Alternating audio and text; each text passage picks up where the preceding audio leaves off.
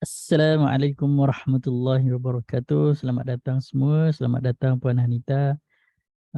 Kita baru ada 3 orang dekat Zoom meeting. Tuan BC, Puan Hanita, Tuan Pascal.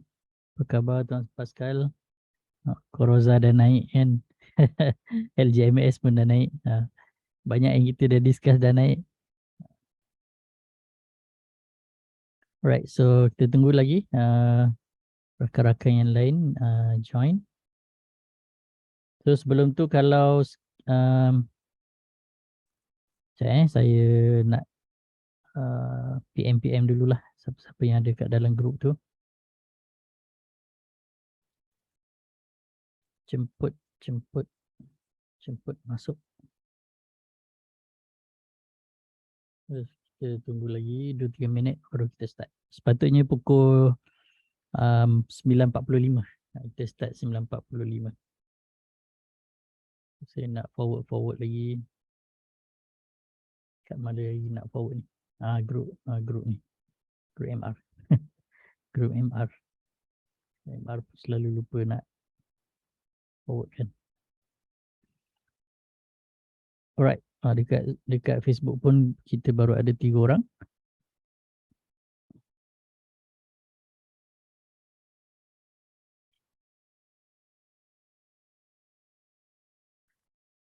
Okay. Sebelum kita start, kalau sekiranya tuan-puan dapat dengar suara dengan jelas, gambar nampak okey, boleh komen satu dekat bahagian komen. Kita kalau suara okey, gambar jelas, suara jelas, boleh komen satu dekat bahagian komen. At least saya tahu. Kalau tak nanti cakap sendiri-sendiri je. Okey, terima kasih Tuan Halim. Alright. Rakan-rakan lain macam mana? Boleh dengar ke? Kalau boleh dengar, boleh komen satu dekat bahagian komen. At least saya tahu.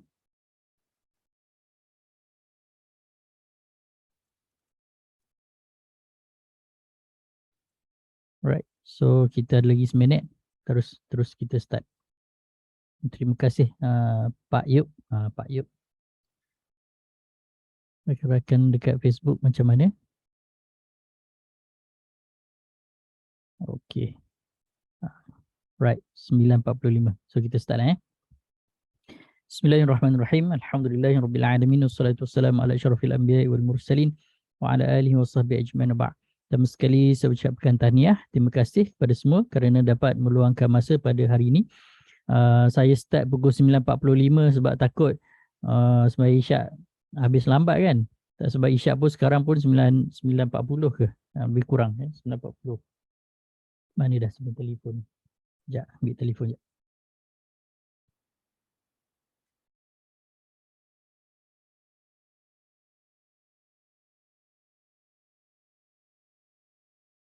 Right. Sembahyang Isyak hampir 9.40. Kalau di Kota Baru 9.38.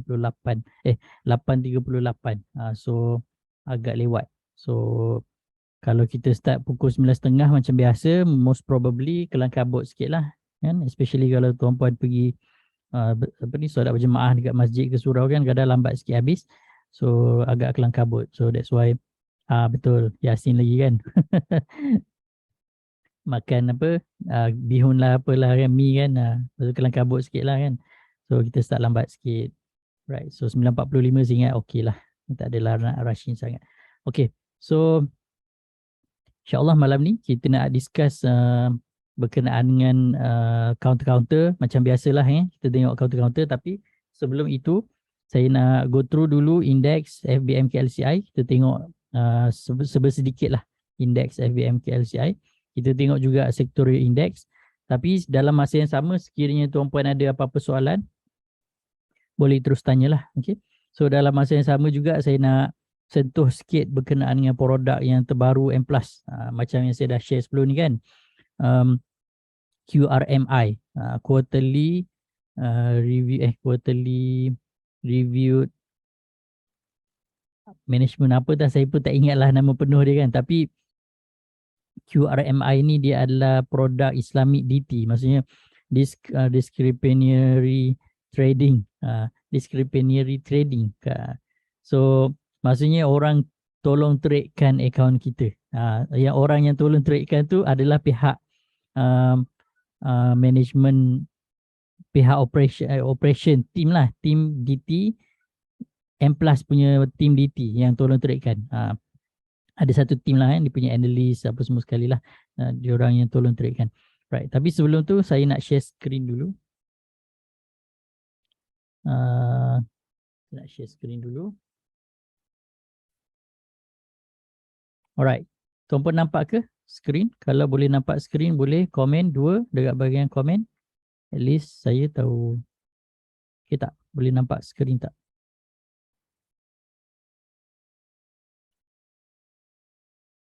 Okey, terima kasih Tuan Syukri. Puan Suryani ada, Tuan BC, Tuan Halim, Puan Rabizah. Puan Rabizah tanya tadi pasal apa tadi dalam grup tadi?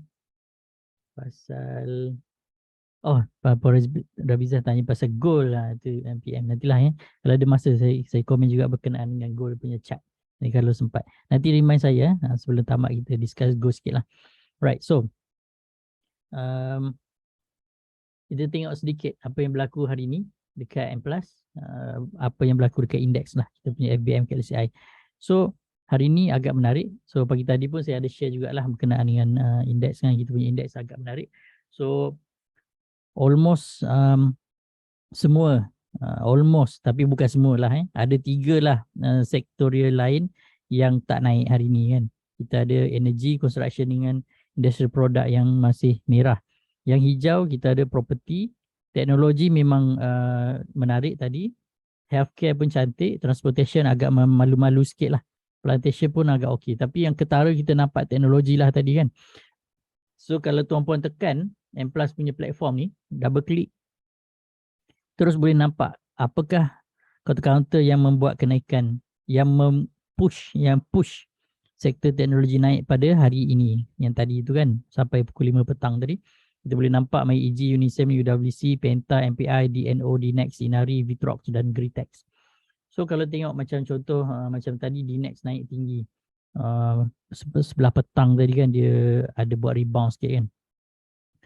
Rebound naik tinggi kan. So generally kalau tuan-puan tengok teknologi punya sektor, kita tengok kita pun dah lama tak discuss berkenaan dengan sektorial ni kan. So saya ambil yang long term dulu. Okay? Kita ambil yang long term dulu. Kalau tengok teknologi punya index, generally dia masih dalam bearish punya zone. Bukan bearish punya zone, dia masih dalam bearish punya trend untuk short term. Okay? Short term. Nak cakap short term pun taklah short term sangat. Quite long jugalah masa yang dia akan ambil untuk retrace kan. So sepatutnya teknologi masih lagi dalam fasa retracement. Kalau tuan-puan ada follow kita punya discussion sebelum-sebelum ni yang dalam grup ahli, grup klien, dalam grup klien, projection untuk indeks teknologi yang ambil sekurang-kurangnya untuk di retrace akan ambil masa dalam beberapa tahun. Sekurang-kurangnya dalam 2-3 tahun jugalah untuk di fully complete dia punya retracement. So macam mana kita boleh cakap macam tu kan? Memang purely technical kalau kita tengok. Daripada dia punya exit signal ni, indeks teknologi 6 monthly dah mula retrace, dah mula menguncup. So kalau tengok based on Elliott wave, katakan ini wave 1, dia sedang membuat wave 2 kan, dia sedang membuat wave 2. So wave 2 dia akan retrace kalau dia buat simple zigzag correction sekurang-kurangnya sampai level 72, 71 71 ke 72, lebih kurang 72 sampai ke 100% punya retracement. So kalau zigzag simple correction memang retracement dia akan jauh turun ke bawah kan.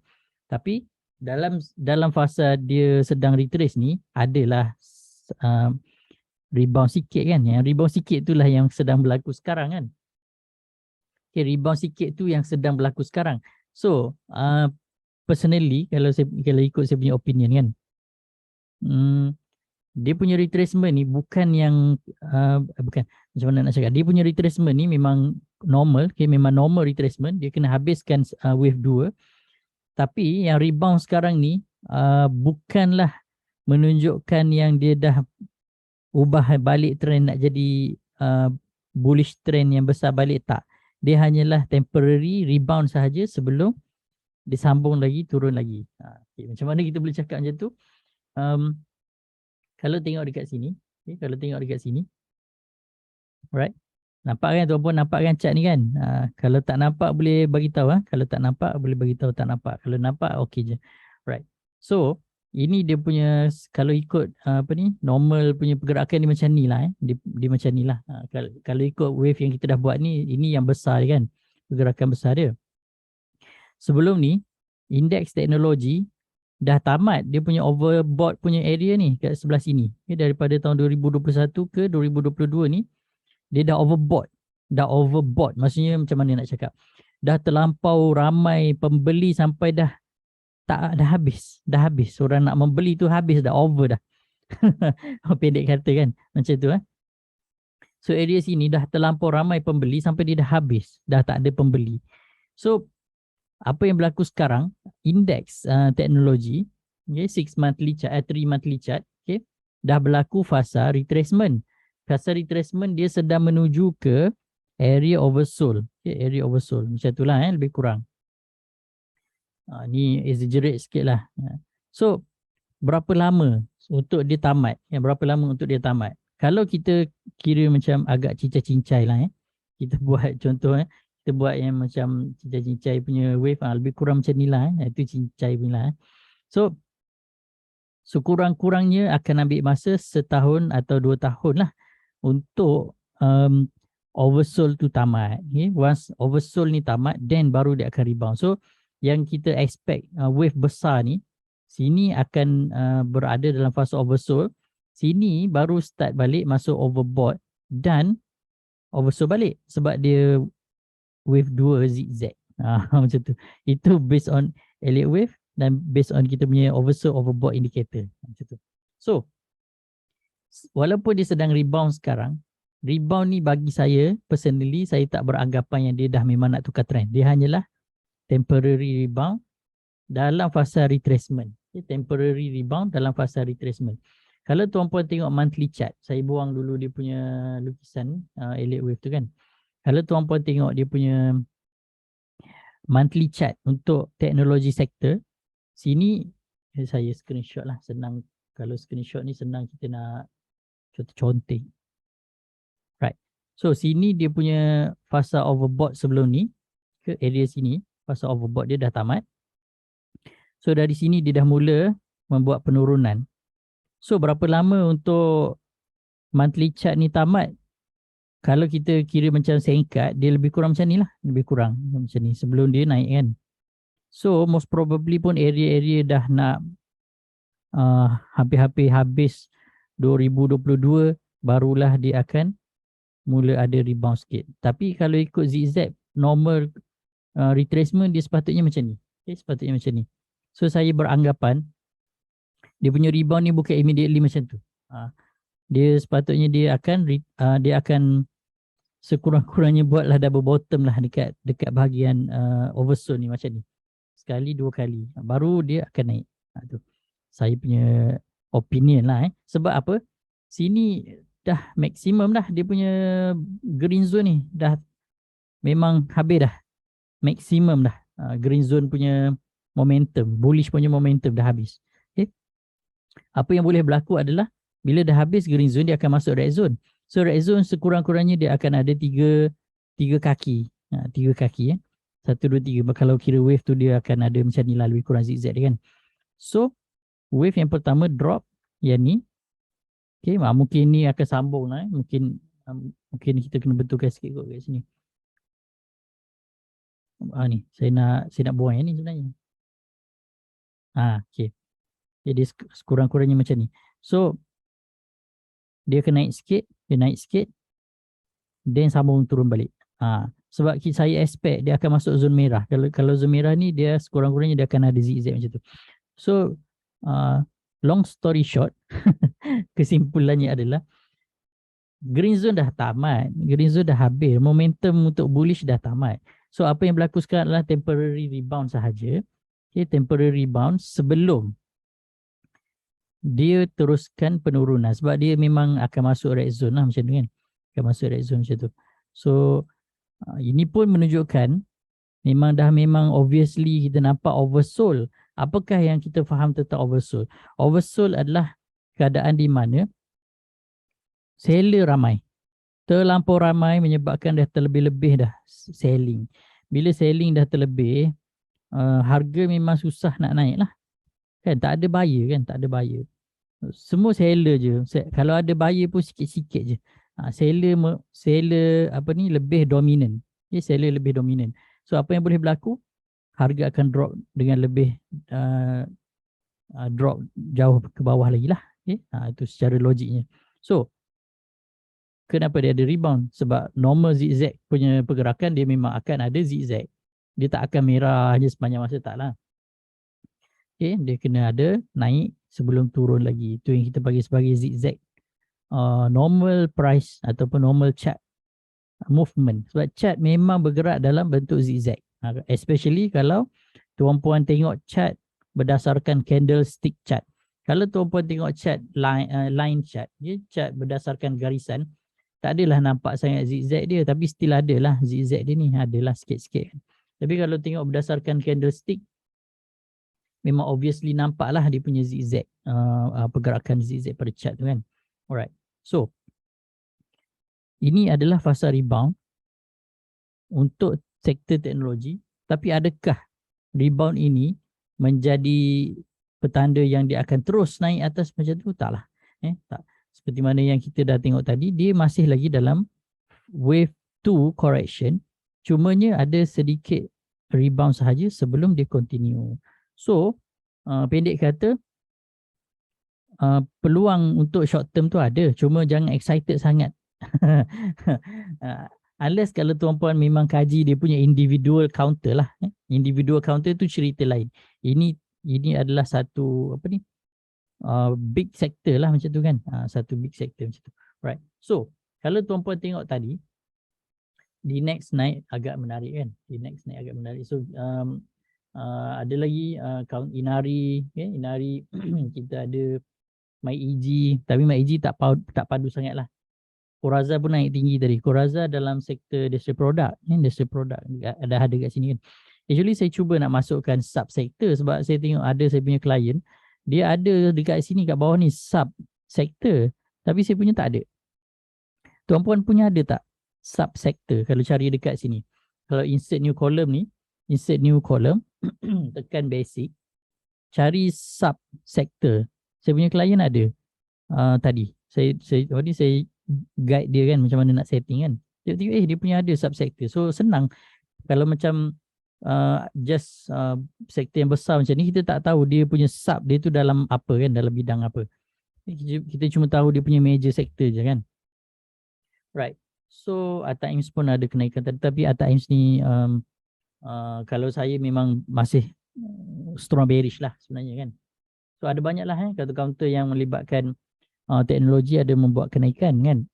Tapi generally kita kena tengok individual counter tu sendirilah. Okay, individual counter. Right. So kita saya tengok sikit index FBMKLCI. Index ni sebenarnya kita dah komen banyak kali. Tapi mungkin ada yang tak ikut kita punya discussion sebelum ni kan. Generally saya buat cincai-cincai punya wave. Sebab sebelum ni pun kita banyak kali buat wave yang detail. So ini adalah dia punya wave dia.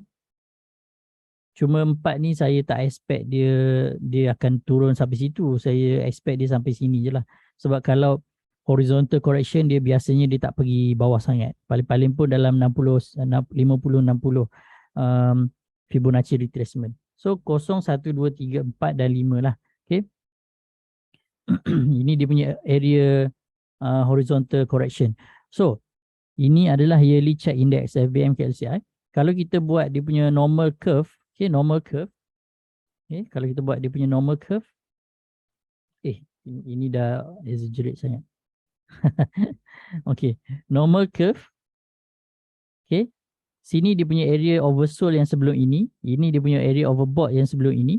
Okay, area overbought dia tamat area sini lah. Dia tamat area sini. Oversold sebelum ni tamat area sini. Ini most probably dia punya area overbought sebelum itu lagi lah. Tapi tak nampak lah sini. Tak nampak sangat sebab data tak cukup. So saya expect dia akan tamat area oversold area sini. Okay, area situ.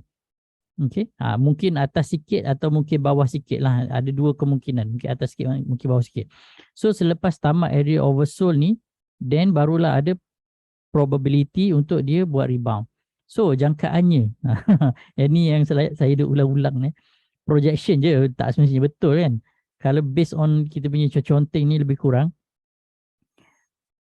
paling lambat indeks akan rebound daripada wave 4 ni. Okay, wave 4 ni keseluruhan ni 2028 itu paling lambat lah. Tapi itu just projection je. Jadi tak jadi itu kena tanya analis yang lebih pakar lah kan. Kita mana tahu kan.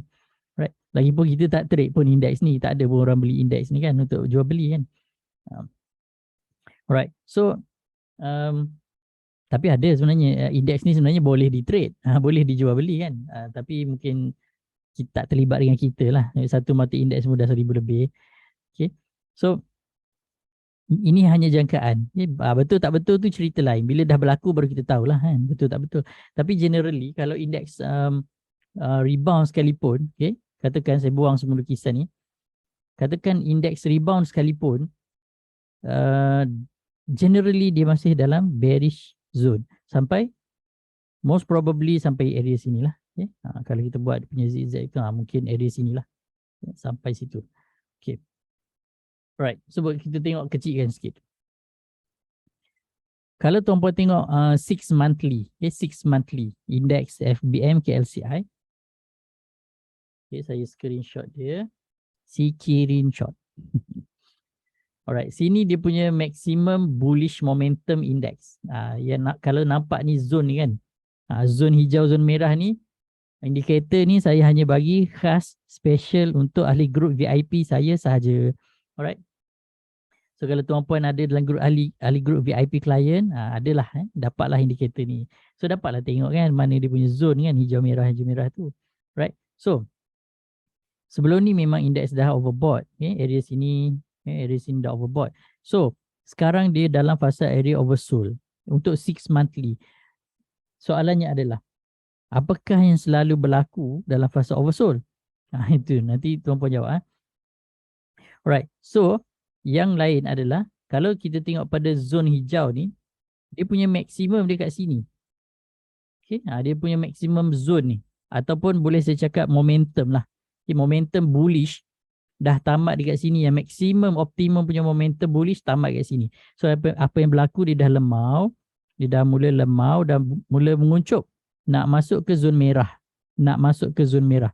So most probably, bila indeks FBM KLCI 6 monthly masuk zon merah dan berada dalam oversold punya area, apa yang boleh berlaku adalah dia akan meneruskan penurunan. Itu je lah kita nampak kan. So kalau dia ada rebound sekarang pun, okay, dia masih dalam major downtrend. Yang rebound ni hanyalah temporary. Okay. Kalau tuan-puan tengok 3 monthly, okay, 3 monthly. Okay, ini adalah 3 monthly ataupun 3 bulan. 3 bulan punya indeks. Bukan 3 bulan punya indeks. Candle time frame 3 bulan untuk indeks. Okay. So untuk 3 monthly candle, dia dah 2 kali lah. 2 kali oversold. So sekarang menuju ke arah overbought. So mungkin disebabkan dia nak menuju ke arah area overbought ni lah yang menyebabkan sekarang ada rebound. Okay, sekarang ada rebound. So most probably akan ada kenaikan sikit lah dekat area sini kan. Mungkin jugalah akan ada lagi 1-2 candle lagi naik kan. Okay. Then barulah disambung ke bawah. Okay. So most probably untuk sekurang-kurangnya area sini, adalah kita akan nampak sedikit lah dia punya overbought. Sebab sebelum ni dah 2 kali. Sini oversold pertama, ni oversold kedua. So normally kalau dah 2 kali oversold ni, dia akan masuk overbought balik lah. Dia tak akanlah immediately turun macam tu kan. Sekurang-kurangnya dia akan melengkapkan fasa overbought kan. So yang saya perasan, yang kita nampak sekarang, yang inilah sebenarnya. Yang ini. Yang kita nampak apa yang sedang berlaku sekarang. Okay. Temporary temporary rebound pada 3 monthly chart, kita nampaklah ada sedikit rebound. Okay, sedikit rebound. Tapi generally masih bearish. Cuma temporary saja bullish. Okay, temporary saja bullish. Right. Itu 3 monthly. Tapi kalau tengok monthly lain cerita kan. Monthly lain dah cerita dia. Okay, monthly masih dalam zone merah. Okay, masih dalam zone merah. Masih belum kuat lagi. Sekarang pun sedang menuju ke arah area oversold kan. So yang rebound ni, adakah rebound ni strong? Tak strong lah bagi saya kan. Sebab dia rebound pun dalam zone merah. Jadi rebound pun dalam zone merah dan masih dalam area oversold. Menuju ke arah area oversold. So kalau rebound ni pun not so strong punya rebound lah. Okay. Alright, kita tengok weekly. Weekly nampak lebih detail kan. Ni yang saya dah lukis sebelum ni. Okay, untuk weekly, kita dah tahu dah kan long term dia kan. Long term dia memang generally dia bearish. So yang rebound tu bersifat temporary. So untuk weekly sebelum ni dia dah overbought sekejap. Okay, area sini. And then dah mula masuk area oversold balik. Okay, sini area oversold. So oversold dah tamat untuk weekly. Macam mana nak masukkan skrip dekat TradingView yang doktor bagi hari tu? Skrip mana Kalau untuk klien, untuk apa ni VIP klien, saya invite je, terus akan ada je dekat skrip jemputan tu. So boleh terus pakai je. Kalau skrip yang dekat note tu saya dah tak pakai dah sekarang. Semua kita invite je. Invite je macam tu. Right. So untuk weekly kan, dia dah habis overbought, dah habis oversold. Apa yang berlaku? Apa yang berlaku, dia rebound lah sebab dia dah habiskan oversold kan. Maksudnya seller dah tak ada, habis kan. Oversold tamat. So bila oversold tamat, seller dah tak ada, buyer masuk lah. Bila buyer masuk, that's why berlakunya rebound. Okay. Rebound berlaku bila seller dah tak ada, dia rebound. So normally apa yang berlaku kalau weekly chart rebound, kita akan nampak tempat pertama yang boleh menjadi resistant adalah midline. Okay, midline. Jadi saya sebut midline lah mudah nak sebut kan. Ahli group tahulah midline tu apa kan. Okay, dia akan test midline. Kalau midline ni dia dah naik sampai situ dan dah overbought sampai midline tu, kita katakan sampai sini dia dah overbought. Okay, then dia pun mula drop. That's all lah. Okay, bila dia dah mula habis, dah touch midline, habis overbought, dah mula drop. That's all lah. So dia akan masuk oversold balik. Then dia akan sambung dah dia punya retracement ke bawah. Okay. So most probably untuk weekly chart ni kita hanya ada lagi satu candle sahaja lagi. Masa kelas basic yang zigzag tu kan, yang zigzag 2 tu kan. Nanti bagi ID TradingView, PM saya, nanti saya add. Zigzag 2 tu kan. Yang ni, zigzag 2 ni. Zigzag 2 ni. Zigzag 2 ni dia dah automatic plot. Zigzag tu, so saya tak perlu dah nak lukis-lukis kan. Alright, so untuk weekly memang macam tu lah. Itu yang saya nampak lah apa yang berlaku pada weekly chart. So apa yang berlaku sekarang adalah dia rebound bila weekly chart dah mula keluar daripada area oversold. So sekarang menuju ke arah area overbought. So most probably akan rebound sikit lagi. Sikit lagi sampai cecah midline. So kalau let's say midline break sekalipun, dia bersifat temporary lah sebelum dia teruskan penurunan lagi ke bawah. Okay, itu yang saya nampak lah. Kalau dia rebound naik lagi tinggi tu lagi bagus lah. Tapi kita expect yang kurang sikit lah promising dia tu kan. At least kalau dia tak jalan pun sekurang-kurangnya hampir-hampir kena lah dengan kita punya prediction, lebih kurang macam tu lah. Alright, so generally long term masih bearish, short term sahaja ada rebound. Okay, daily tu tak payah cerita lah. Daily memang kalau tengok daily memang pening lah sebab daily kan dia memang volatile tu, volatility tu agak tinggi kan. Alright. Hari tu Puan Rebizah tanya tentang gold. Saya ada tengok juga. Saya ada tengok juga gold. Kita komen sikit lah. Kalau tengok pada weekly kan gold kan macam ni. Saya tengok kita ambil cara interpretation yang sama dengan FBM ke LCI. Right. So saya buang dulu semua lukisan. Okay, kita tengok yearly chart. Okay, kita tengok yearly chart untuk gold lah. Ini memang technical interpretation lah maksudnya secara technically lah kita tengok pergerakan chart tu kan. Right, sini dia punya starting price dia. So tuntang-tuntang kita tak ambil kat situ lah, kita ambil kat sini dia punya kosong. Kenapa tu? Kena belajar Elliott wave lah. 1, 2, 3. Right. So barulah 4 dan 5 kan. So itu cerita lain Tapi macam tu, lebih kurang. So okay, 2 dah tamat. Okay, 2 dah tamat. So sekarang gold sedang buat 3. 1, 2, 3, 4, 5. Kita ada lagi sedikit lagi retracement. Okay, sedikit lagi retracement sebelum dia buat 3 lah. Sebelum dia buat 3. So sepatutnya ni memang dah retrace kan kat sini kan, retrace kan. Sepatutnya dia akan naik lah. Sepatutnya dia akan naik. Then baru dia akan turun balik. So dia akan naik, akan buat 3 kat situ. Area sinilah. Tapi mungkin akan ambil masa agak lama lah. Akan ambil masa agak lama. Ni untuk yearly. Maksudnya satu candle setahun. Okay. Right. Kalau tengok 6 monthly pun sama lah 1, 2, 3 kan. Ni adalah 3. So dia sedang menuju ke atas. Dia sedang menuju ke atas. Kalau retrace pun, retrace ni bersifat temporary lah. So, kalau tengok wave pun A, B, C. So 1, 2, 3, 4, 5. So ada sedikit lagi retracement untuk lengkapkan 5 wave. Wave 3 sebelum dia naik dengan bersungguh-sungguh lah lepas ni. Dia akan naik dengan bersungguh-sungguh sekali. Cumanya tak nak kena retrace sikit lagi. Kena retrace sikit lagi. Okay, ni 1, 2 kan. Ni 2, ni 3 ni kan sebenarnya kalau saya kira kan ni dah 1, 2, 3. 0, 1, 2, 3, 4, 5. Dia nak buat 4 dan akan buat 5. So tu saya punya calculation lah.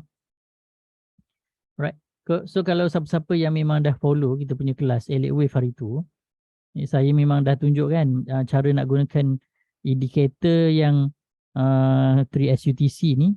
Macam mana kita nak baca wave berdasarkan indikator. Ini bagi saya ini adalah wave 2. So ni wave 1, wave 2. Sini dia nak buat wave 3. Cuma tak habis lagi. Baru setengah jalan ni. So sepatutnya dia akan naik untuk buat wave 3. Naik buat wave 3 then turun buat wave 4 dan baru wave 5. So kalau tengok monthly sepatutnya kena turun sikit lagi lah. Kena turun sikit lagi. Tak lama lah saya ingat sekejap je. Mungkin beberapa bulan je. Then terus naik terus. Naik terus lagi tinggi lah. Okay.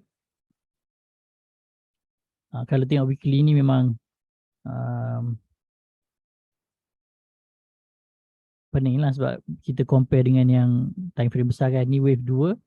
Ni adalah wave 3 kan. Tapi dalam wave 3 tu dia memang ada subwave dia kan. Tapi kalau nak tengok untuk short term. Untuk short term gold. Dia dah habis overbought. Dah habis oversold. So short term akan naik. So paling tidak pun dia akan test midline lah. Dia akan test midline kat area sini. So dia akan naik sekurang-kurangnya test itu. Then baru drop sikit. Dia baru drop sikit. Habiskan okay, dia akan naik sampai sini. Dia akan naik sampai sini untuk melengkapkan overbought. Bila sampai sini dah habis overbought baru dia akan turun menjadi oversold balik. Then baru dia akan mula naik balik. Okay, siapa yang faham tu faham lah. Okay, itu generally lah secara umumnya lebih kurang macam tu lah. Okay. Okay, cuba kita komen, cuba saya komen Bitcoin sikit. Bitcoin kan ramai orang dah takut kan. Sebenarnya kan Bitcoin ni baru wave 1 je. Ni sebenarnya untuk long term kan. Kalau kita buat wave, dia benda ni macam bagi saya lah dia adalah very very long term punya game. Very very long term punya game. Okay. Ini dia punya starting. Saya ingat pula. Saya masukkan pembaris lah.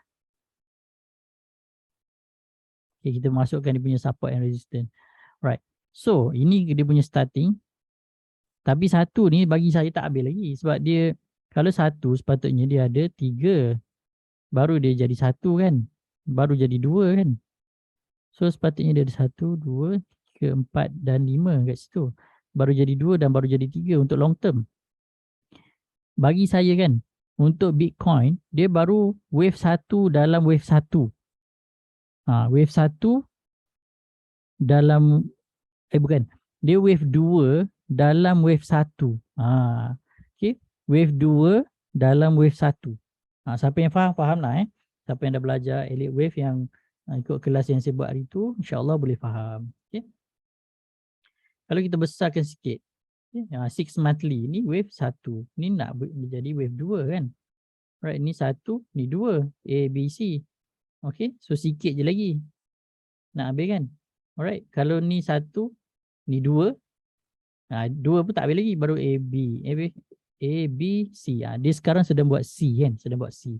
Right, so kalau tuan-puan tengok monthly chart, okay, monthly chart Bitcoin. Right, so sini adalah maximum. Dia ada 2 lah maximum momentum untuk bullish. Sini, saya ambil yang ni lah. Ini maximum momentum bullish. So maksudnya bullish zone dah tamat. Okay, bullish zone Bitcoin dah tamat. Sini dia punya oversold, overbought dia. Sini dia punya overbought dia. So dia punya overbought tamat kat area situ. So bullish zone paling tinggi area sini. So apa yang sedang berlaku sekarang, dia dah masuk area oversold untuk monthly chart. So red zone dah baru gerak je. Okay, red zone baru start. So kalau red zone baru start, dia akan jadi macam tu lah, lebih kurang kan. So dia akan ada sekurang-kurangnya 3 kaki lah. 1, 2, 3 ke bawah. So saya expect dia akan extend sikit lagi.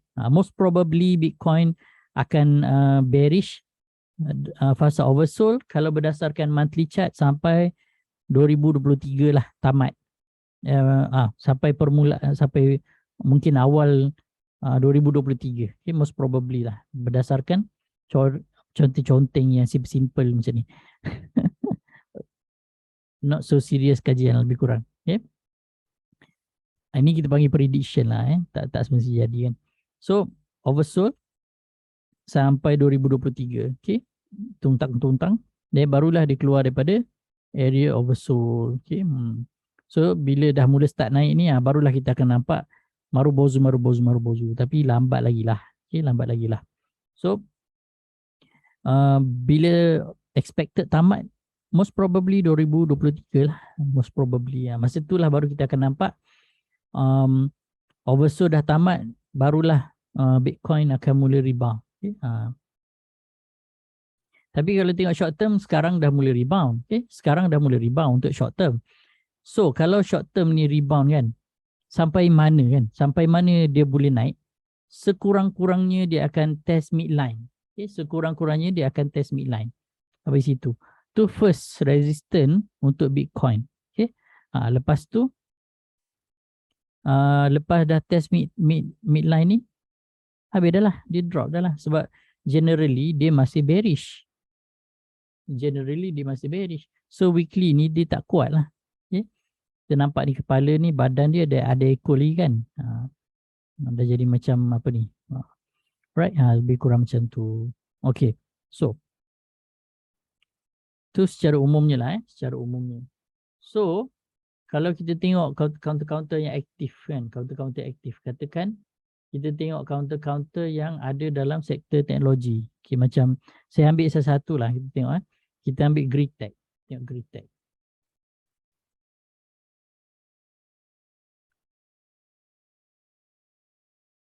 Right. So macam Greentech kan. Kita tengok step by step. Long term dia. Dia punya long term dia. Untuk divergent boleh. Divergent tu kena ukur sendirilah. Kena buat garisan lah. Kalau indikator menurun, price menaik, jadi divergent lah. Okay. Alright. Untuk Greentech, kalau tuan-puan tengok yearly chart kan, ini baru satu je. Wave 1. Okay, ni wave 1. So, lepas wave 1, dia buat wave 2. Kalau kita conteng,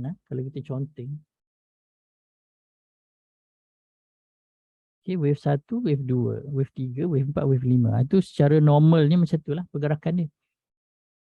Okay. Ni normal wave. Normal wave macam tu. Right. So 6 monthly sedang buat retracement dalam wave 2. 3 monthly. So sama juga sedang buat retracement dalam wave 2. Cumanya dalam fasa retracement ni dia kena ada zigzag. So dia zigzag. Z ke zigzag kan. Dia turun, naik sikit, turun lagi. Itu zigzag lah. Okay. Right. So kalau tengok monthly, samalah 1, 2. So dalam wave 2. Okay, wave 2. Ni wave 1 dah tamat. Wave 2. So wave 2 B. A, B. Nak jadi C kan? Nak jadi C. Tapi belum. B tak habis lagi. B tak habis lagi. Nak naik jadi B sebelum turun jadi C. So kalau tuan-puan nampak ada macam tanda-tanda nak rebound sikit ni kan. Memang betul lah dia nak rebound lah tu. Okay, dia nak buat B. Kan? Dia nak buat B. Okay, katakan macam tu kan. Saya tak perlu pakai ni besar sangat. Kita pakai ni je. Dia macam tu. Right. So A, B, C.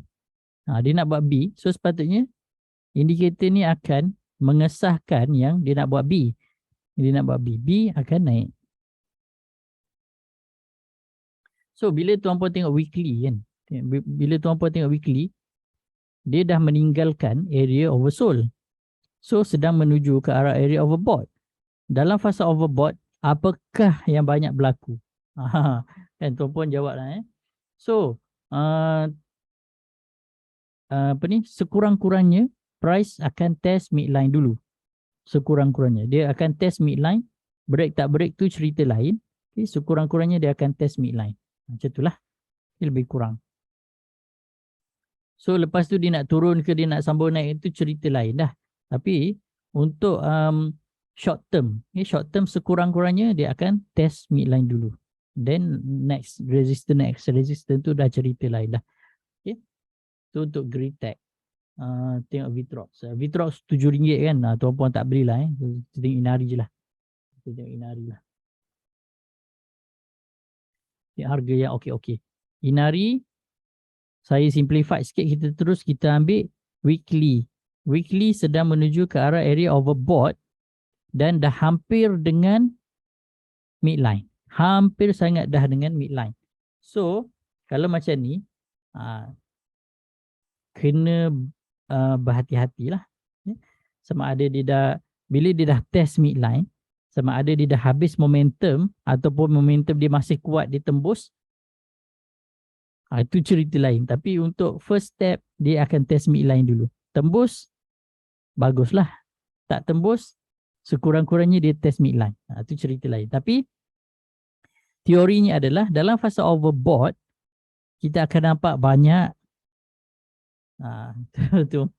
tuan-puan akan jawablah. Akan banyak apa kan. Right. So, kita tengok di next. Kita tengok di next.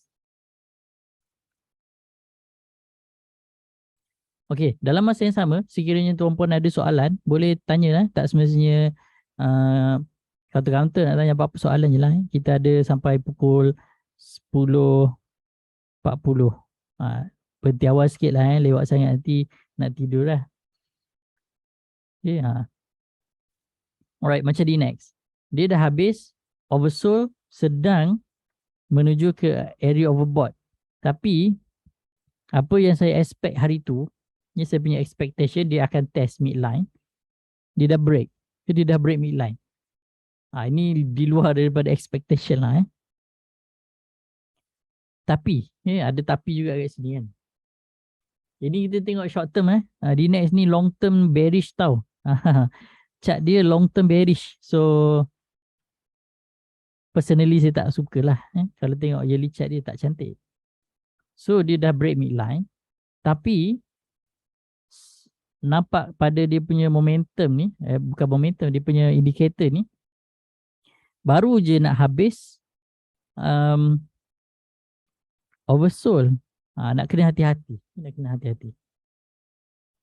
Kalau dia baru habis oversold, menuju ke arah overbought, that means sepanjang ini akan ada momentum. Sepanjang itu akan ada momentum. Cumanya kita tak tahu kuat manakah momentum itu. Kalau dia betul-betul kuat, price akan bergerak tinggi lah. Okay? Kalau dia betul-betul kuat, price akan bergerak tinggi. Kalau momentum tu tak kuat, dia tak tinggi lah. Dia akan area-area sini je lah. So nak kena perhatikan lah. Nak kena perhatikan. Kalau momentum dia memang kuat, dia boleh naik tinggi. Kalau momentum dia tak kuat, dia sampai situ je lah. Lepas tu dia turun lah. Cumanya saya tak suka, saya tak berapa suka di next ni sebab yearly chart dia memang bearish. Kalau ikut wave 0123, dia dalam wave 4 correction. Cuma kalau tengok indikator ni je yang agak okey sebab indikator berada dalam area overbought. Itu je yang agak okey sikit. Indikator menunjukkan dia dalam fasa overbought. Apa maksud dia? Pembeli ramai lah. Pembeli ramai. So apakah yang menyebabkan harga naik? Buyer lah. Buyer menyebabkan harga naik. Kalau buyer ramai, memang harga boleh naik. Tapi adakah ia mengatakan yang chart dia cantik, chart dia tak cantik. Tapi short term memang dalam fasa overbought lah. Short term. Okay. Right. 3 monthly dah ada 2 kali. Tapi masih dalam fasa overbought. Dia belum betul-betul overbought lagi. Sikit je lagi. Dia sedang macam sideways dalam fasa overbought. Benda nak cakap. Right. Monthly ada retracement sikit lah. Monthly sedang retrace. Monthly sedang retrace. So, adakah nak retrace lagi terus ke bawah tu kita tak tahu. Cumanya weekly ada rebound. Weekly ada rebound.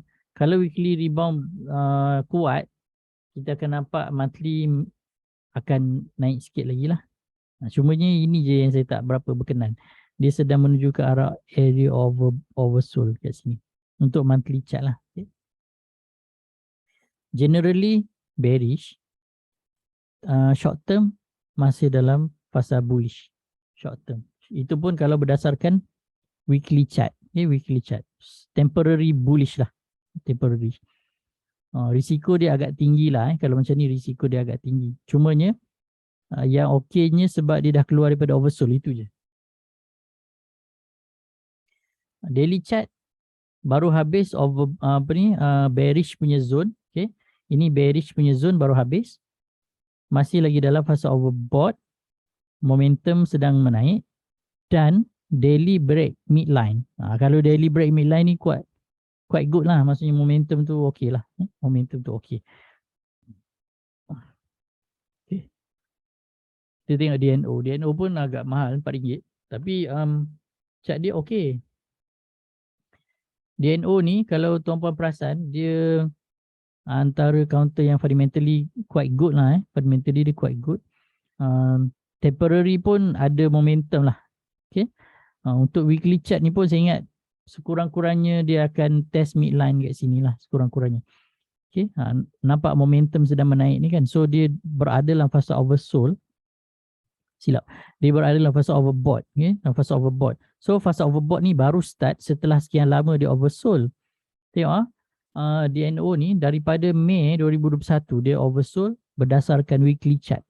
Sekali, 2 kali, 3 kali, 4 kali, 5 kali, 6 kali oversold.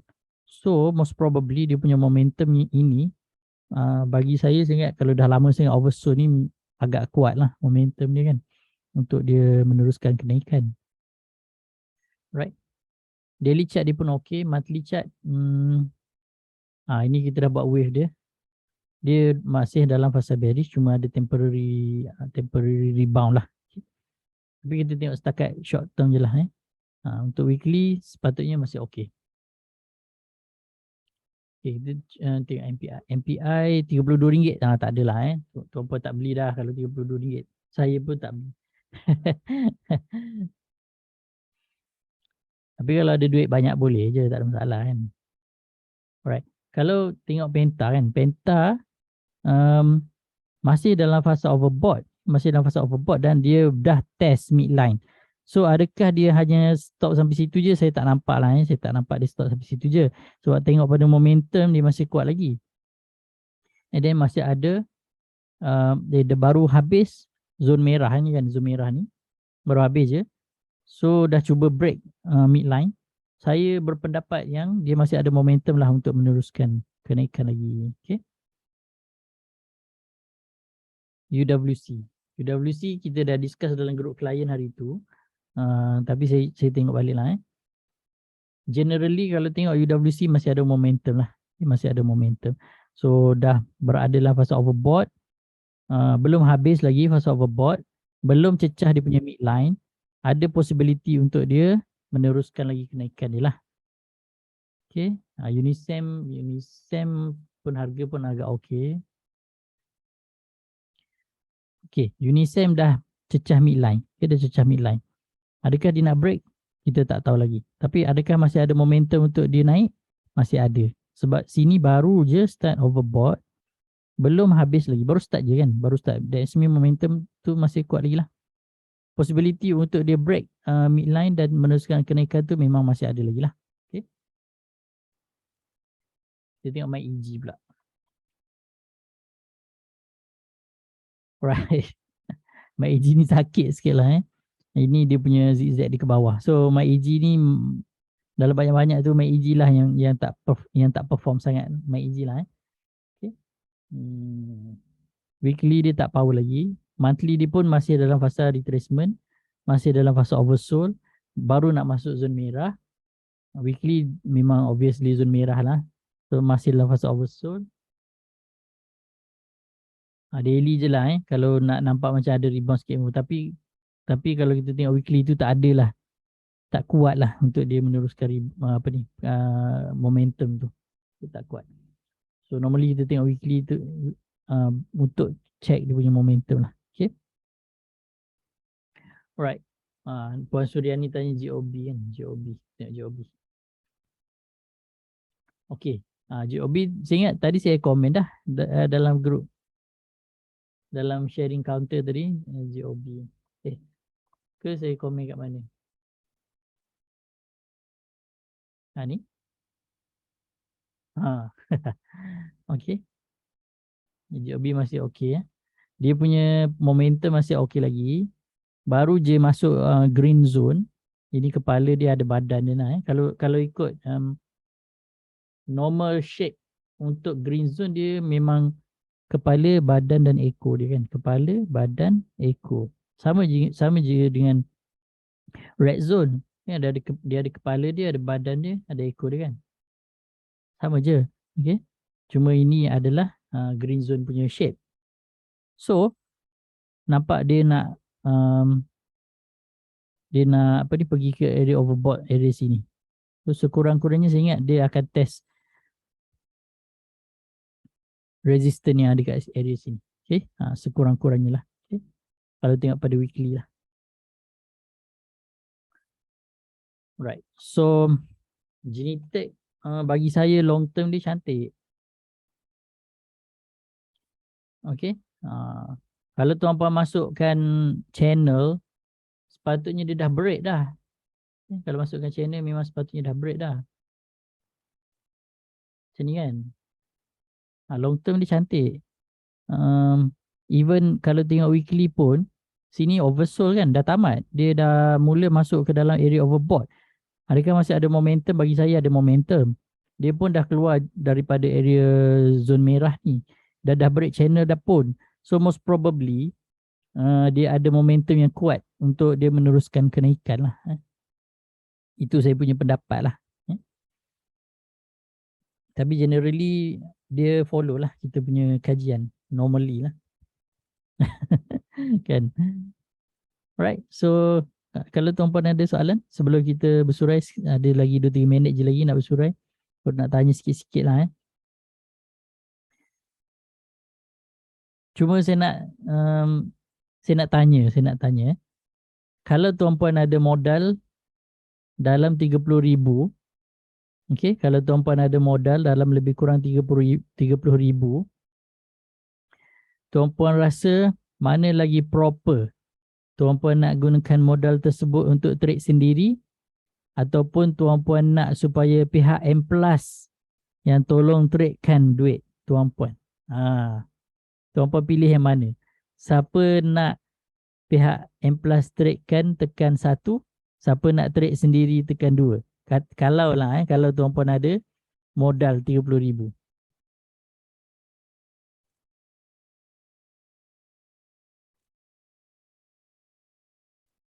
Tuan-puan dekat Facebook ada respon. Siapa nak trade sendiri tekan 2, siapa nak pihak M Plus trade kan tekan 1. Saya just nak tanya, apa yang dibeli masuk dalam portfolio kita tak dia akan masuk dalam portfolio account kita. Cumanya pihak M Plus yang uruskan. Dia macam ni, saya kena lukis-lukis sikit. Nampak pula saya punya kartun. Tak habis lagi duk layan Siri, kartun apa benda tak.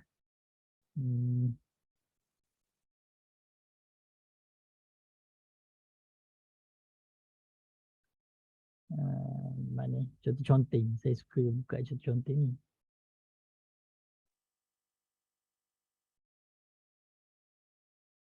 Okey, dia macam ni. Sekarang M Plus ada buat announcement baru je dalam bulan ni. Dalam bulan 7, awal bulan 7 hari tu, produk terbaru M Plus. Jadi bukanlah produk macam apa ni, ada perfume baru ke apa, tak ada lah, tapi produk apa ni, financial product lah. So sebelum ini kita trade sendiri kan, So apa yang berlaku kalau sekiranya kita nak trade sendiri, pertama sekali memang obviously kita kena ada ilmu dan pengalaman lah. Okay, untuk kurangkan loss dan maksimumkan profit. So normally apa yang selalu berlaku adalah dia punya learning curve tu lah. Learning curve. Yang kedua, kita selalunya kekurangan tools ataupun peralatan yang kita nak digunakan, especially untuk membuat kajian. Apa ni, info-info terkini dari segi fundamental, dari segi news, dari segi news feed lah, dari segi benda-benda macam tu lah, insider, macam tu, benda-benda macam tu kan. So ini kalau kita trade sendiri kan, normally apa yang berlaku lah, Ibu sama lah dengan saya kan. So produk terbaru M Plus ni, nama dia adalah QRM I ataupun quarterly manage fund. Quarterly manage bukan fund, quarterly manage portfolio, lebih kurang macam itulah. Quarterly manage portfolio Islamic, ataupun istilah dipanggil sebagai DT, discretionary trading. DT kan, discretionary trading, ataupun pendek kata pihak M Plus tradekan untuk klien. So syarat dia, klien mesti ada akaun CDS dengan M Plus. Akaun CDS dengan M Plus. Kalau anda saya, maksudnya tuan-puan buka akaun CDS M Plus anda saya lah, macam itulah lebih kurang kan. Lebih kurang macam itulah. Boleh buka dengan saya lah, boleh buka dengan Dr. Zul. Okay. Right. Itu yang pertama. Yang kedua, kena ada modal. Kena ada modal dalam minimum 30k, tak ada maksimum. Kalau ada 1 juta boleh masuk 1 juta, tak ada masalah kan. 1 juta M Plus trade kan, setiap setiap kali profit dah berpuluh-puluh ribu kan. Kan, tapi orang lain tolong trade kan. So kerja tuan-puan goyang kaki. Bahasa kasar sikit lah, goyang telur kan. Okey, kena ada modal lebih kurang dalam 30,000. Lepas tu, apa yang kita kena buat adalah buka account nomini. Okay, buka account nomini. Account nomini itu nama kita. Okay, cuma account itu, tujuan account nomini ni untuk pihak M Plus gunakan untuk trade kan modal kita. So that's why dia ada agreement. Kena sign agreement. Agreement tu untuk membenarkan pihak M Plus trade kan bagi pihak. So itu kegunaan account nominis. Account nominis ni biasanya siapa pakai tau? director company ataupun funder ataupun shareholder ya, ataupun fund manager orang-orang kaya kan, dia orang buka ekonominis, dia orang tak trade, dia suruh orang lain trade kan, tapi untung dapat kat dia jugalah. Itu fungsi ekonominis. So macam director company kan, dia buka akaun CDS tapi bukan guna nama dia guna nama nominis. Tapi kalau yang ni akaun tu memang nama kita lah, cuma kita buka satu lagi akaun nominis under nama kita dengan syarat agreement dia adalah pihak M+ tradekan untuk kita. Okay. So dia punya projection return sekurang-kurangnya 8 hingga 12% annually. Tapi dia bukan trade setahun sekali tau. Macam kita trade je. Macam kita trade lah, kita tekan bila naik kita jual. Bila turun, bila dah mula turun balik, M+ akan jual. Dia macam tu. So pihak M+ dia trade actively kan, dia akan trade actively berdasarkan market semasa. Kalau market duduk tengah cantik kan, selagi mana tak ada sell signal, dia tak akan sell. Bila market dah mula harga dah mula drop, ada sell signal, then dia akan sell. So kalau saya nak bagi contoh lebih kurang, tapi M+ tak adalah pakai macam kita punya chart ni macam ni, tak adalah dia punya sistem lagi okey lah untuk pihak M+ sebab ialah broker kan, dia ada duit banyak sikit. So dia boleh lah buat sistem yang lagi canggih kan. Cuma ni orang yang tekan tu masih lagi manual lah. Okay. Katakan macam teladan ni terlampau cantik sangat. Katakan macam DNO lah contohnya. Okay, saya ambil monthly chart lah contoh, ataupun mungkin kita boleh pakai daily chart lah. Okay. Katakan lah ini contoh je lah contoh. Saya pakai weekly lah. Katakan kalaulah saya sebagai M+ maksudnya bila ada entry signal kita beli. Lepas tu bila dah masuk, katakan masuk red zone, kita pun jual. Macam itulah lebih kurang. So selagi mana dia green zone, kita hold je. Hold sampai masuk red zone, jual. So bila nak beli balik, bila masuk green zone baru beli balik. So bila habis je green zone, jual balik. Contoh macam itulah. Itulah cara lebih kurang macam mana pihak M+ tradekan duit tuan-puan. So dia tak terlampau agresif, masih lagi dalam konservatif punya trade, tapi terkawal. Maksudnya tak adalah sampai loss dah berpuluh-puluh % baru nak cut loss, tak ada. So actively trade tapi dalam situasi yang terkawal. So dia jauh berbeza dengan unit trust. Kalau unit trust beli biar je kan, apa jadi pun tak kisah kan. Tak, dia tak sama. Dia tak sama macam tu. Okay. Bezanya adalah yang ini DT.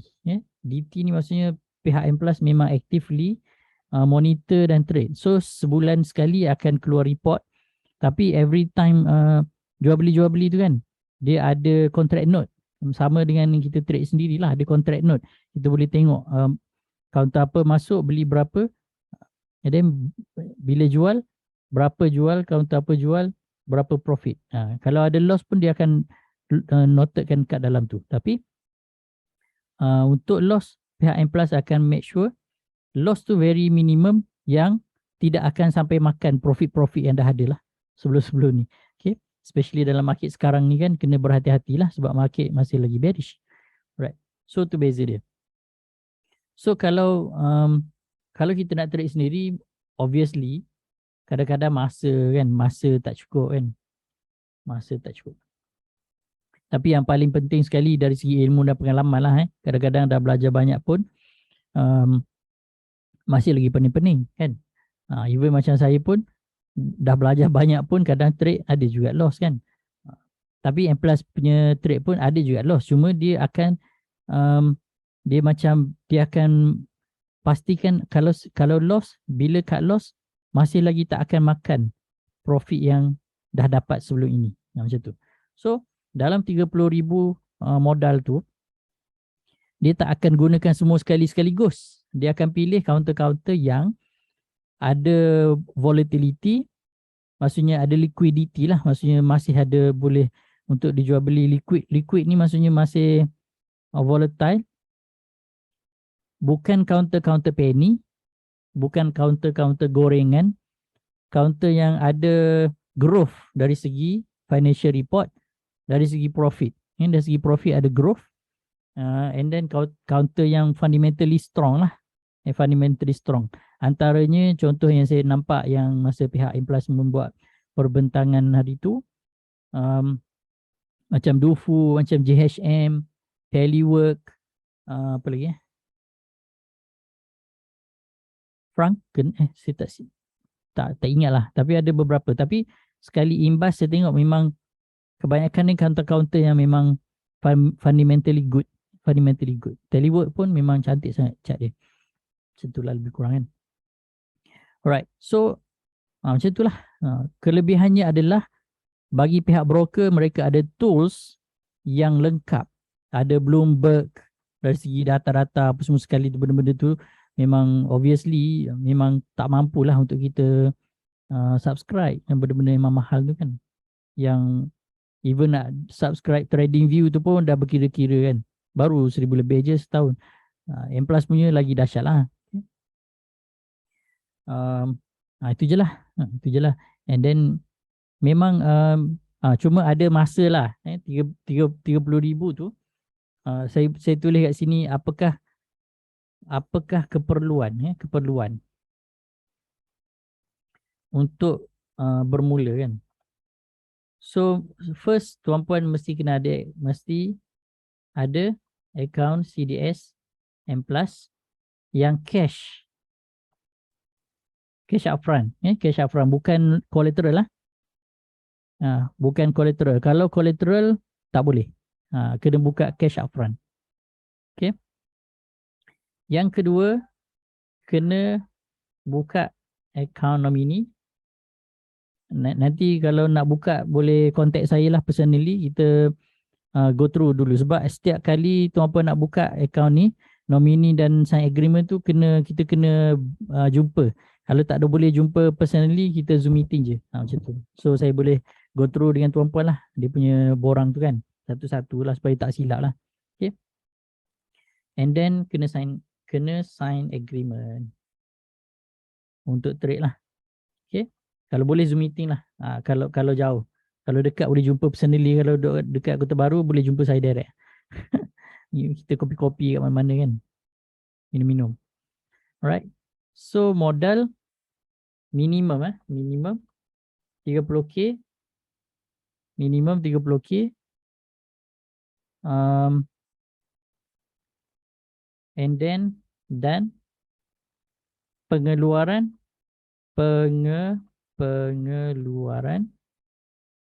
selepas 12 bulan. Tujuan M Plus buat macam ni untuk maksimiskan profit lah. Tak adalah premature dah keluarkan walaupun dah untung banyak. Tapi sekiranya untung melebihi 30k, yang untung tu tuan-puan boleh keluarkan. Make sure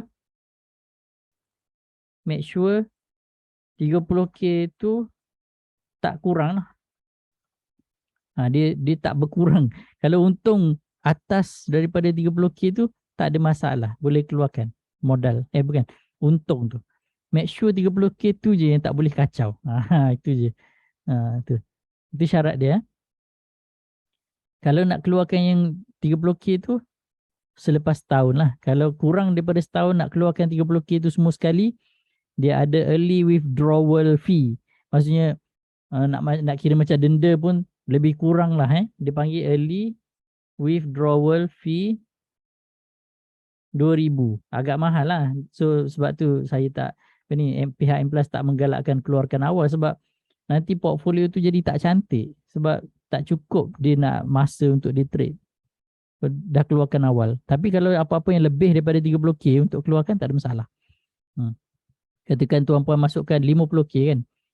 Tiba-tiba nak pakai duit, ambil dulu 20k. Okey, tak ada fee, tak ada apa-apa fee. Yang penting kena maintain 30k tu je. Okey. Itu je lah. So itu je, memang simple lah, tak ada apa lah. Lepas tu tunggu je lah, tunggu dapat statement lah.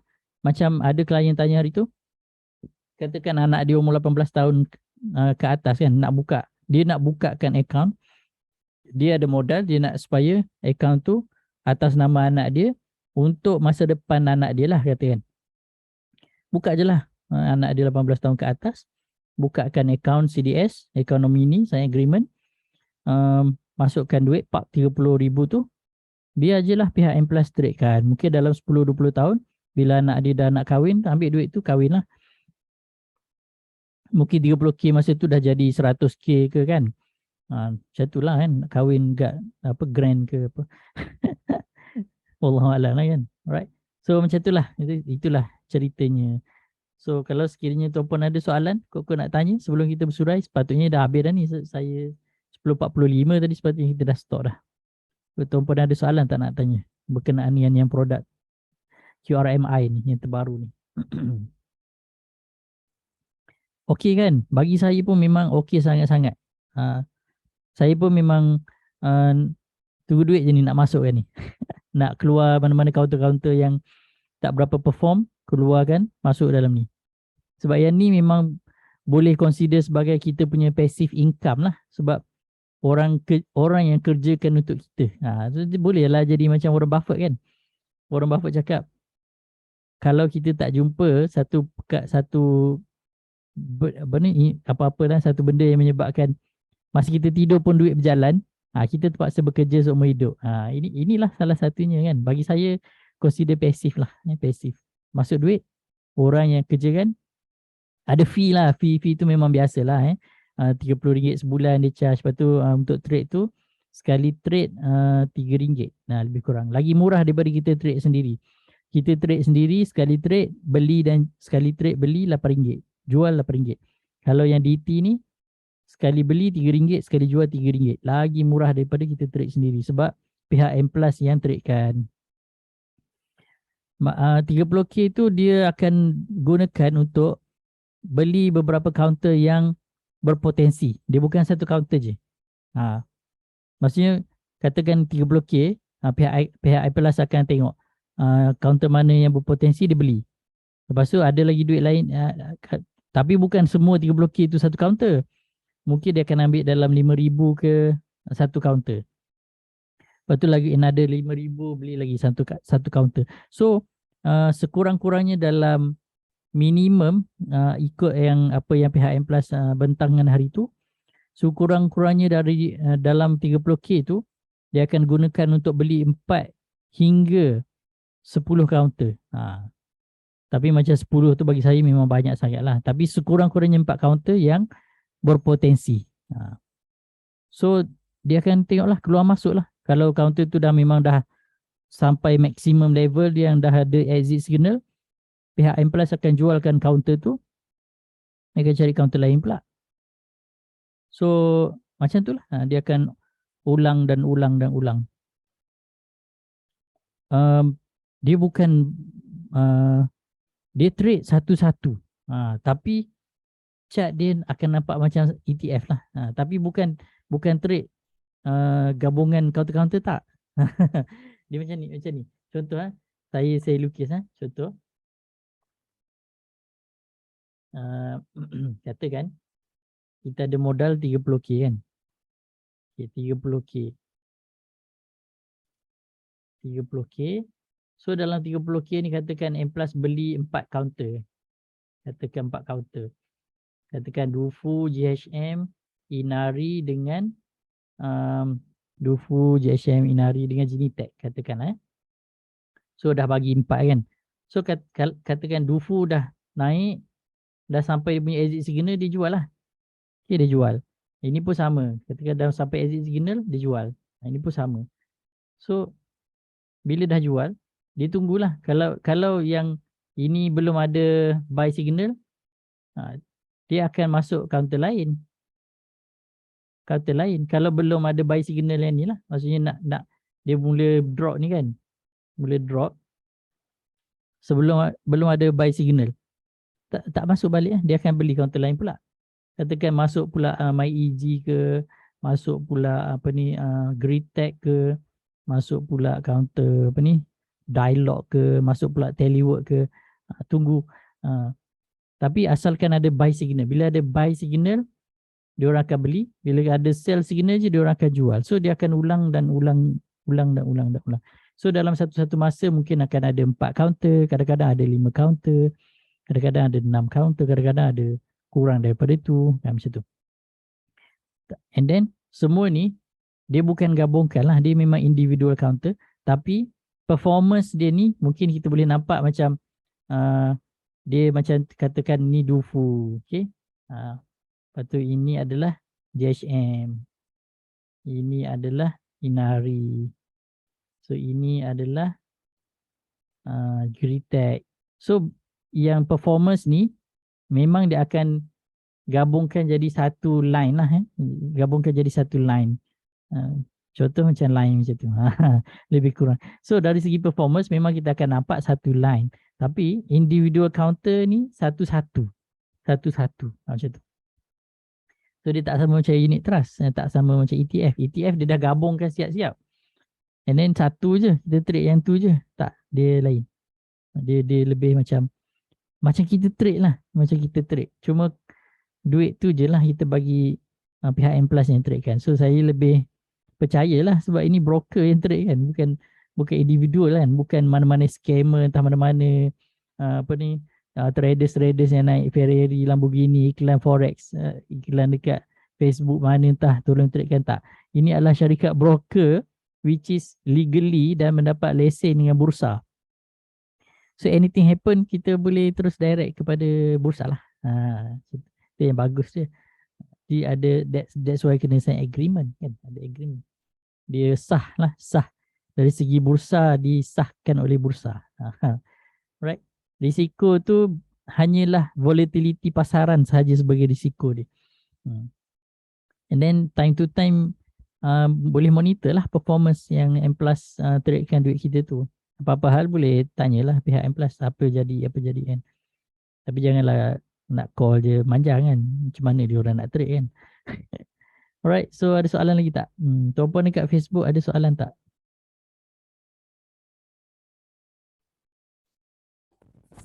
Tok nak tanya. Sila. Kalau kita tak keluar duit 30,000 tu, dia jadi compounded ke? Dia compounding ke? Yes. Dia akan naik lagi. Betul. Itu saya cakap. Kalau katakan anak kita nak kahwin tahun ni, anak kita baru umur 18 tahun sekarang, dia nak kahwin umur dia katakan 25 kan. Pak je dalam tu 30,000, by the time dia nak kahwin tu dah dapat duit modal dengan untung compounded.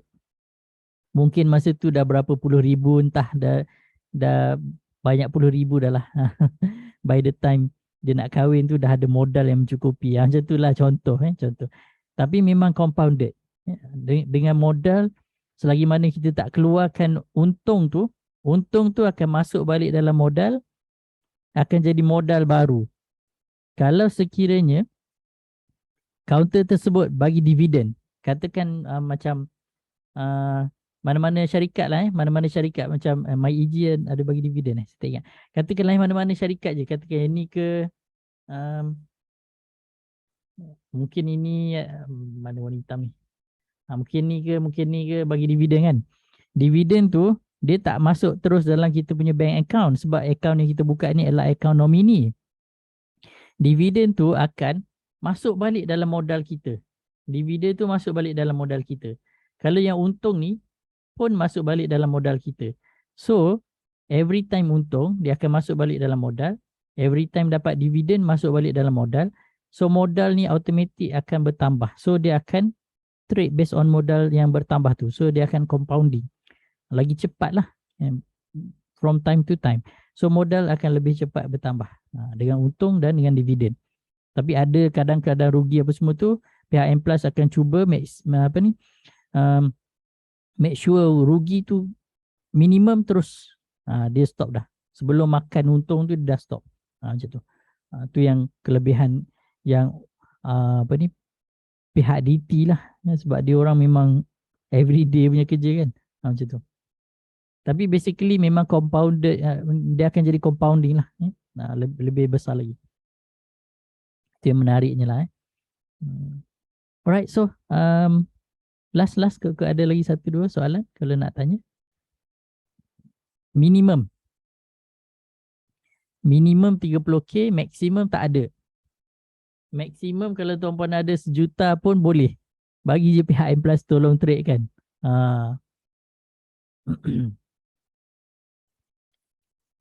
Maksimum pihak M Plus akan tolong trade kan berdasarkan modal yang kita bagilah. Kalau kita bagi 30k, 30k lah dia akan trade kan. Kalau kita bagi 50k modal awal, 50k lah yang dia akan trade kan. Cuma minimum 30k itu sebagai syarat dia lah. Sebagai syarat. Supaya nampaklah hasil daripada trading tu. Kalau modal kecil sangat, susah nak profit sebenarnya. Katakan modal cuma 3,000 je, untung 100, 200. Lepas tu sekali loss 300, habis. Macam tu. Okay. So, pihak M Plus akan tradekan berapa modal yang kita bagi. Kalau kita bagi 50k, 50k. Kalau kita bagi 100k, 100k. Kalau kita bagi 200k, 200k lah. Minimum banyak sangat. Sebab dia DT. Dia DT. Dia bukan kita minta tolong orang tolong tradekan, tak. Ini DT. Dia syarat bursa sebenarnya, dia yang decide. So minimum dia 30k lah. Itu yang bursa decide lah. Sebenarnya M Plus nak lagi rendah. M Plus nak letak mungkin dalam 10k je minimum. Tapi mungkin bursa yang decide lah letak 30k. Itu yang saya faham lah. Tak boleh rendah daripada tu. Adalah tu dia punya syarat-syarat supaya produk ni diluluskan oleh bursa, macam tu lah. Adalah dia punya kriteria yang terpaksa kena ikut lah. Nak tanya satu lagi. Sila. Modal tu takkan hilang ke tak? Tak hilang. Sure. Tak hilang. Tak hilang. So every year kalau kata kita letak 200k, so every year kita nak keluar profit tak ada masalah lah kan? Katakan kita masuk 200k kan, and then tiba-tiba kita nak pakai duit 100k, boleh je keluarkan 100k tu balik. Biar je lah 100k yang ada tu running. Dia tak hilang lah duit tu. Terima kasih, Dok. Cuma kena biarkan minimum 30k dalam tu untuk pihak M Plus tradekan. Macam tu je. Seorang boleh buka berapa ekonomi ni? Setakat ni bursa bagi syarat dia seorang boleh buka 1 sahaja. Tapi kalau untuk husband nak buka, bolehlah buka. Husband punya, kita punya. Lepas tu kalau ada anak yang umur 18 tahun ke atas, bukalah untuk anak punya. Cuma seorang 1 akaun sahaja. Okay. And then yang boleh iklankan produk ni hanyalah Remizer dan MR sahaja. Orang lain tak boleh. Selain daripada M Plus punya Remizer dan MR, orang lain tak boleh iklankan produk ni. So, kalau sekiranya tuan-puan dapat mana-mana orang lain yang iklan produk ini, tanya dia, adakah dia Remizer M Plus ataupun dia MR under M Plus. Kalau bukan, hati-hati. Takut nanti scammer, dia tuan-puan bagi duit, habis. Tu kena hati-hatilah. Bab duit ni dia kena hati-hati. Silap hari bulan, habis kena makan dekat scammer. Okay, so saya ingat sampai situ dahulu. Terima kasih kepada semua kerana dapat meluangkan masa pada malam ni. Agak panjang juga kita punya discussion ni. Semoga sesi discussion kali ni bermanfaat dan adalah sedikit berguna kepada tuan-puan. Kalau nak buka ekonomi ni ataupun nak trade yang DT ni kan, yang pihak M Plus nak trade kan ni, bagi tahu saya lah. Kita buat Zoom meeting personally one by one. Kita go through satu-satu, borang-borang dia apa semua, agreement dan sebagainya. So supaya tak silap lah. So cepat sikit boleh dapat profit dari situ. Alright. So kalau ada salah silap, saya minta maaf. Sekali lagi tahniah, terima kasih kepada semua kerana dapat bersama-sama kita punya discussion malam ni. Wallahu alam. Assalamualaikum warahmatullahi wabarakatuh. Selamat beristirahat. Waalaikumsalam.